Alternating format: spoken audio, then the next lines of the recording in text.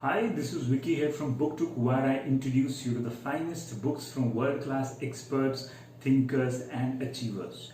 In less than 5 minutes, you learn what others might have taken years, decades, or even a lifetime. I always wondered if there is a right time or sequence to do things, or any time is good time to get stuff done. Turns out timing is everything to make our life experience worthwhile. Today it's time to share what science has to say about timing.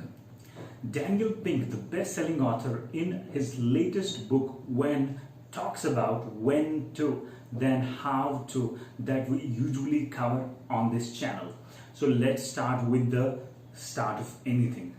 Yale University in recent research concluded that students who started their career in a down economy tend to earn significantly less than their counterparts who had graduated a few years earlier, and this difference tends to stay for at least 20 years of their careers.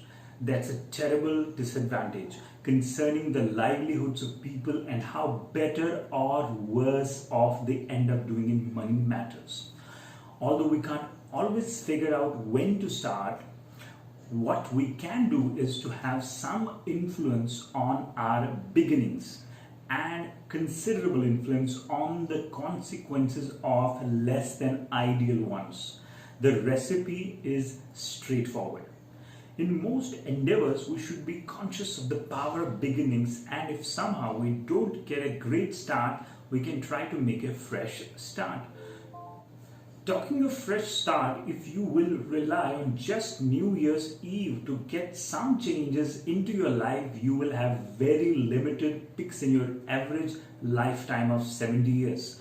Events like New Year's are called temporal landmarks and help people to start something fresh, as a time to end one period and begin another with a clean slate.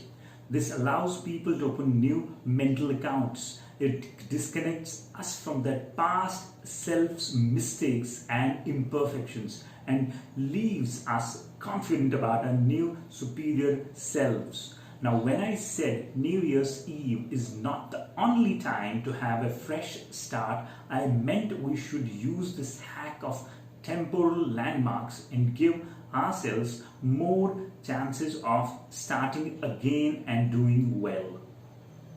How, you might wonder? You have exactly 86 days in a typical year that are especially effective for making a fresh start. To name a few, just to give you an idea. The first day of the months, you have 12 of those. Mondays, 52 of them in a typical year. The first day of 4 seasons. Your country's Independence Day. The day of an important religious holiday. A loved one's birthday, and a lot more. So make use of these to give yourself a fresh start, no matter what it takes. About graduating into a bad economy, see if you can further your study by doing something to complement your current education and skills till the economy is back on track. A couple of years investment in self-education is far more good use of your time than just jumping onto the career bandwagon. Now that you know how to start your beginnings, let's look at midpoints, their significance and how we can make it work in our favor. We often remember our first date. We also remember where we were when somebody close to us died, but midpoints are muddy. Yet the science of timing is revealing that in midpoints has powerful though peculiar effect on what we do and how we do it. Midpoints can bring us down or fire us up. They have the capacity to create both slump or spark. Question is how, if at all, can you turn a slump into a spark? Researchers have found when we reach a midpoint, sometimes we slump, but other times we jump.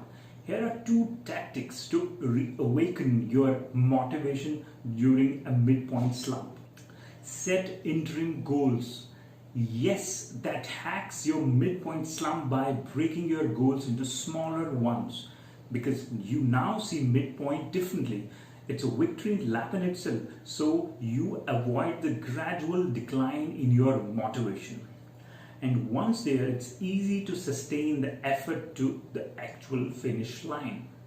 Second tactic to help you hitting those interim goals is to publicly commit to it. Announce it to your close friends who can hold you accountable. And if you are the daring type, even more effective is to publish this on your social feed. This will stack the odds in your favor of significantly hitting those goals when people start checking on you or on your progress. And finally, we come to what happens when we are near end of something, endings. Like beginnings and midpoints, endings quietly steer what we do and how we do it. Indeed, endings of all kinds of experience, projects, semesters, negotiations, stages of life shape our behavior by encoding and energizing us. Reaching the end stirs us to act with greater urgency.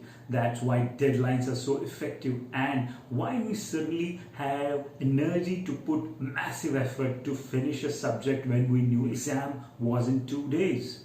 Let me share a practical application of an ending ritual to increase your well-being. When the working day ends, many of us want to tear away, to pick up children, race home, to prepare dinner, or just beeline to the nearest bar. But the science of ending suggests that instead of fleeing, we're better off reserving the final 5 minutes of work for a few small deliberate actions that bring the day to a fulfilling close. Begin by taking 2 or 3 minutes to write down what you have accomplished since the morning. Making progress is the single largest day-to-day motivator on the job. Now use the other 2 or 3 minutes to lay out your plan for the following day. This will help you close the door on today and energize you for tomorrow.